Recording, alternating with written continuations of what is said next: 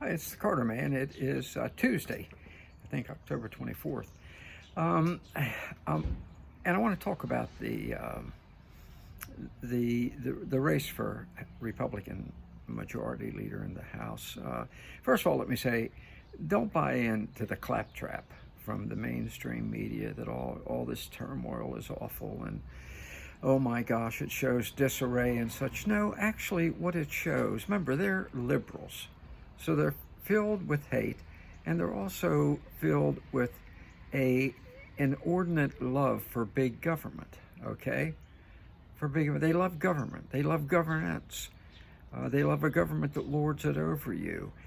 And the more efficiently it can do that, the happier they are. So when there is some inefficiency, well, they're just dismayed and they come up with all this balderdash about this terrible turmoil. No, this turmoil is good. This turmoil is good. Um, if you have turmoil over the selection of the Speaker of the House, it means somebody cares that they don't just play politics as usual. Okay? Thank God. We do not need another Boehner, Ryan, or McCarthy. Okay, they go along uh, to get along types who sell us out on every issue. Thank God Matt Gaetz helped lead the charge to say the American people are tired of that. Um, the American people would like to see some leadership from the Republicans that says we're not just going to go along with the vile people like Chuck Schumer and toxic Joe Biden and give them whatever they want. We're going to fight back. And that's why you're having this turmoil now. So it's a good thing. It's a good thing. As I said in a piece I sent out to the constitutionalrightspac.com members, over 100,000 of them, earlier today, look, they're not penciling in the starting pitcher for the Pottstown Firebirds, okay? They're selecting the leader who has to oppose a fascist takeover in America. And we need someone who is strong and is going to fight back. So thank God it looks like Tom Emers is gone now. Emers was horrifying, okay? Horrifying. He is nothing more than yet another career politician.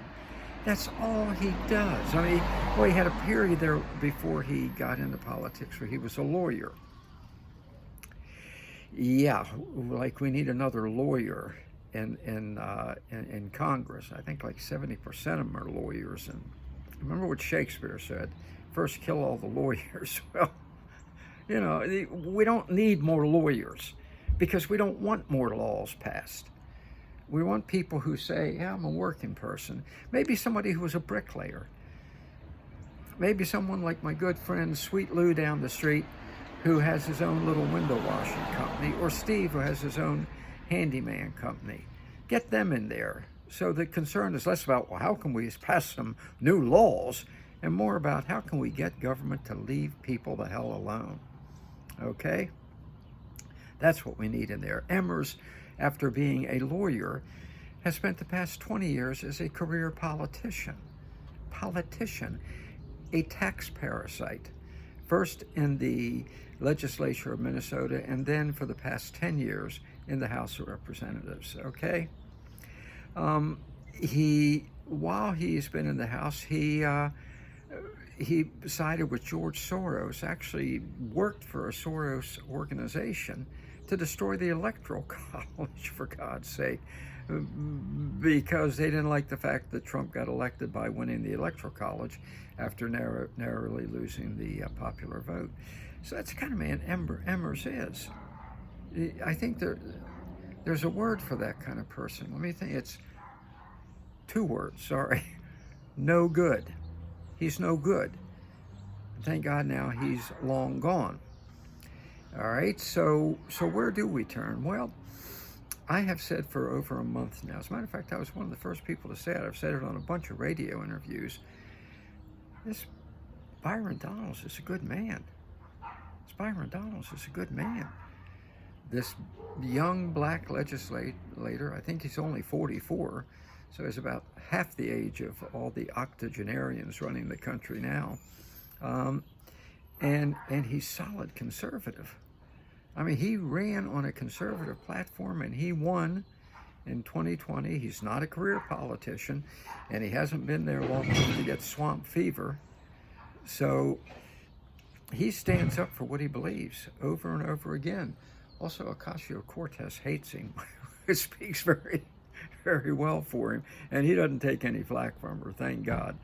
So Byron Donalds would be, in my opinion, the perfect choice. And I'm going to say something here some people are not going to like. One of the things I like about him is he is black. Why do I say that? Why do I say that? Well, there is an emerging faction sector in the black populace that is stepping forward and saying, look, we know how it feels to live under an oppressive government, and we are fighting back. Officer Tatum, if you watch his podcast, fantastic. The guy who does black sports, whose name I can't think of right now, fantastic. Jason Whitlock, outstanding. The Cartier family, the 4 young black guys, absolutely incredible. They know, they come from a background that knows what the brunt of government oppression feels like.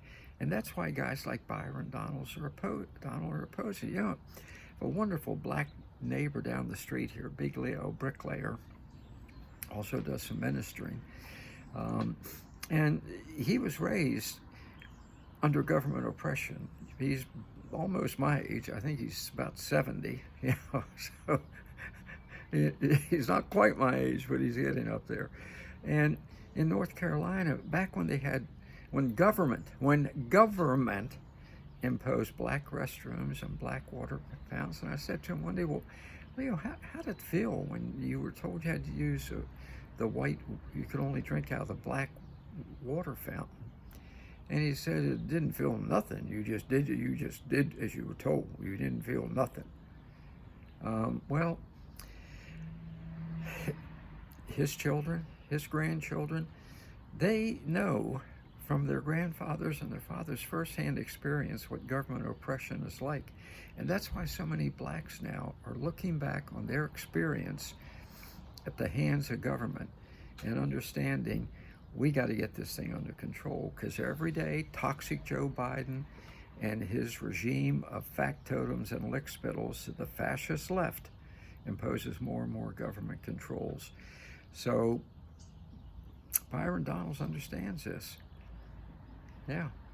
You know, remember, when he talks to his mother, she can remember the oppression. His grandparents lived under the worst of it. So this is a good man. So that's who, you know, I'd love to see get in there. Thank God Emmers is gone.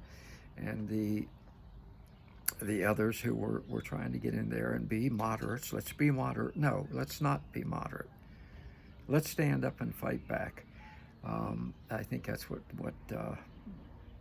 Donalds will do. That's what Matt Gaetz do. I give him a lot of credit. Those who joined him in getting rid of the horrifying McCarthy sellout artist, rubber stamp Kevin, rubber stamped everything Biden wanted. Now we have a chance, if we keep fighting. I don't care if it takes another damn month. Get a conservative in there. Get someone who's not a career politician, who hasn't fed at the taxpayer trough his entire life. And let's take this country back. Let's do this thing.